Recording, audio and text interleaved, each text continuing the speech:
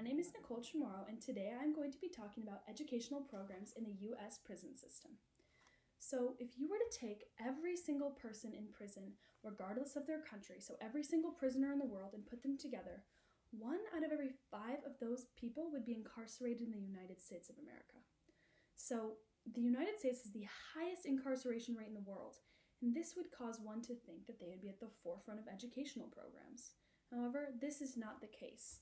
Now, you are all college students, so you are aware of the benefits that education can provide one.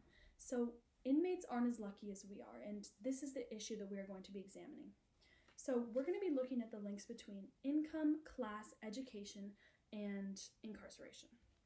So, first, how many people are locked up in the United States? A whopping 23 million people are locked up in the United States as of 2020. So there is a clear link between the inequality of education and incarceration. So in our society, schools are regarded as a place to grow and gain social mobility. They are the embodiment of the American dream, the idea that we live in a meritocracy where hard work can get you anywhere you need to go and everyone is equal. This all seems good and fair, but when class is brought into it, it's not always the case. Schools act as a reproduction of social class when the playing ground is not level. So not everyone has a chance to succeed, and this is based on their resources, off their class.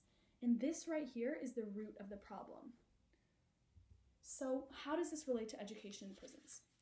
Well, according to the Prison Policy Initiative, the American prison system is bursting at the seams with people who have been shut out of the economy and have had neither a quality education nor access to good jobs. And in 2014, they found that the median income of prisoners is just over $19,000 annually, which is 41% less than those who are non-incarcerated in a similar age group. These numbers are shockingly low, and this is no coincidence. So let's take a look at recidivism rates. In this context, recidivism is the tendency of a person released from prison to commit the crime again or be arrested again. So the Department of Justice did a study in which they followed prisoners across 30 states 9 years after they were released in 2005. And the results were shocking. They found that 5 out of every 6 prisoners released would go back to prison or be arrested again within those 9 years. And in California alone, the recidivism rate is 50%. Half of prisoners are going to be arrested again after they are released. Those numbers are way too high.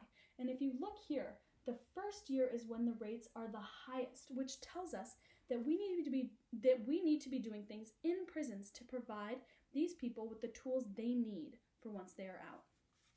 So, to overview, let's look at the links. So first we have the lower class. And the lower class, like we talked about, has less access to education because they have less resources than the upper class.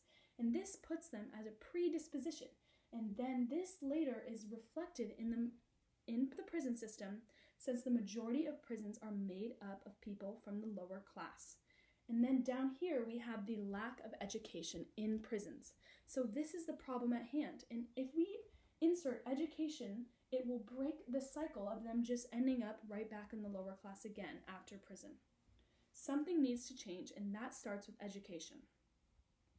So let's take a look at the educational programs currently in place. There are currently 35% of prisons who offer college-level courses. However, these courses only serve 6% of the prison population, which is far too low considering that we have 23 million people currently incarcerated. However, there is hope.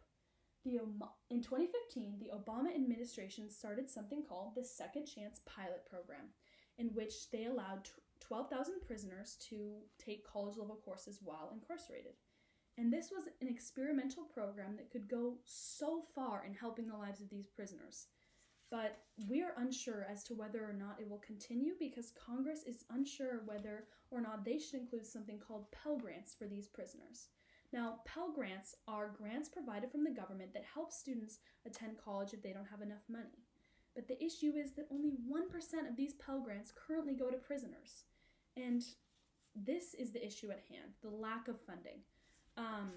So in conclusion, We need to help provide a second chance to these prisoners through the power of education, as the education needs to be a right, not a privilege.